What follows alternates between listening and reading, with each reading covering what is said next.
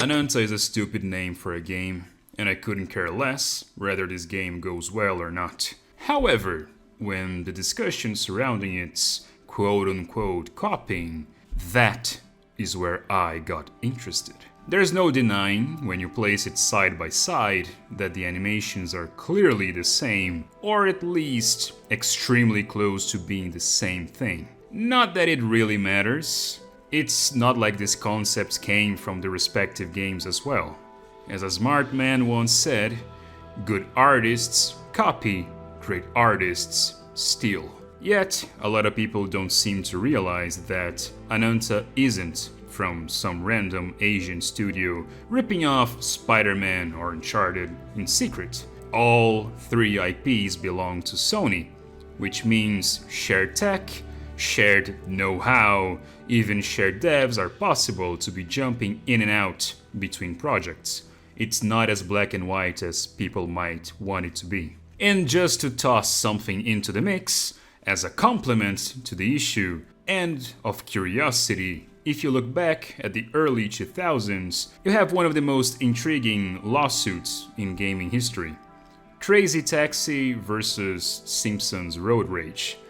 Sega accused Fox and EA of straight up cloning Crazy Taxi's mechanics, UI, navigation arrows, and even gameplay loop. The lawsuit was settled outside the court, which means that we will never know the true outcome to that. Did they consider that theft? Inspiration, reference, who knows? And that is the viewpoints people need to have. Even when two different companies are involved, the line is really blurry. So with Ananta, I feel like people shouldn't be questioning if they are copying these previous IPs, but why are they doing it? Cause right now I have no fucking idea what is this game even about. And the more I see of it, the more confused I get. I think they are just tossed in there for the hell of it, and seeing how much spark it ignited on X throughout so many people defending and attacking the game, I started to dig the discussion and see the arguments both sides had. But at the end of the day, much like my boy Rock Solid here, I don't see an issue in reusing beloved animation or gameplay bits in there as long as it's done well. I mean, like the guy or not, he's got a point. If you are against taking the parts people love the most about a game and implementing them in games, Jesus, we're about to lose the war against Nintendo really fast, mate. And in comparison, just to run the gauntlet of this discussion, since I think it can be deeper than most imagine, here is the cover for Bayonetta. And here is the cover for Vampire Survivors. Is this inspiration, copying, or referencing? Now, set art styles aside completely and just based on pure gameplay, tell me, did Hollow Knight got inspired, referenced, or copied Symphony of the Night? This is a side-by-side walking cycle, weapon carrying, and combat of Code Vein and some Soulsborns. Are they inspired, referenced, or copying Soulsborns? This is a side-by-side comparison of StarCraft and Warhammer's art direction. Tell me, what is it in this case? This is what happens when you fall in a Battle Royale game. Are every single one doing what to PUBG? Again, I'm not here to declare what is a copy or an homage. I'm asking, where do we draw that line? Setting aside this conversation of plagiarism, I think the game still looks a bit goofy. Soulless with little to no clear direction. You have GTA, Saints Row roaming, Spider-Man-like swinging, this segments of Arkham-like combat, rhythm, dance minigames, workout, basketball. What is this game about? Or more importantly so, where I tackle you precisely, why are people so eager to die on this hill specifically?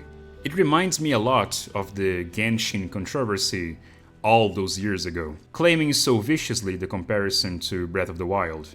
I know the circumstances are very different, but the emotions are certainly not. Just don't forget what Genshin managed to achieve after so many years of existence, and how far the number of total players between them are and the impact they had in the industry.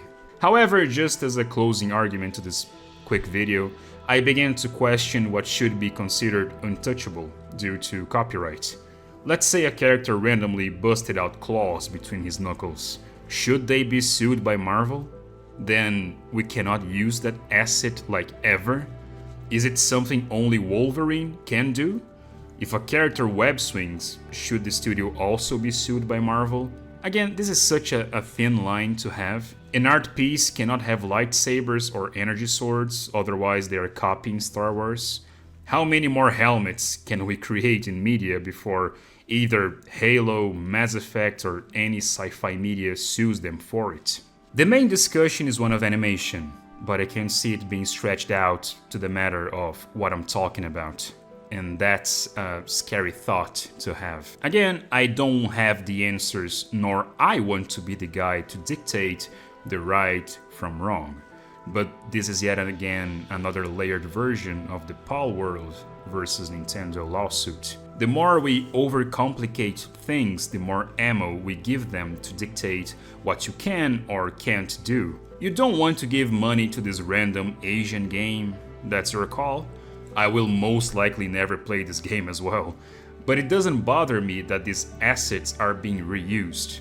And I think that if you want to battle for this cause, then simply don't play it. Anyways, see ya.